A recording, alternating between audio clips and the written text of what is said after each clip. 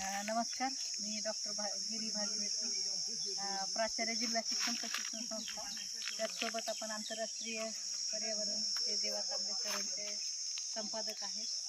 त्या कार्यक्रमाच्या अनुषंगानं किंवा त्या प्रोग्रामच्या अनुषंगानं आज लातूर जिल्ह्यातील सर्व आमच्या महिला भगिनी या लोणार या सरोवरामध्ये एक अभ्यास दौरा करण्यासाठी आलेले आहेत. त्या सरोवरामध्ये पाहिलं असता बऱ्याचशा वनस्पती आपल्याला दिसतात. त्यातलीच ही रक्तचंदनाची वनस्पती आहे.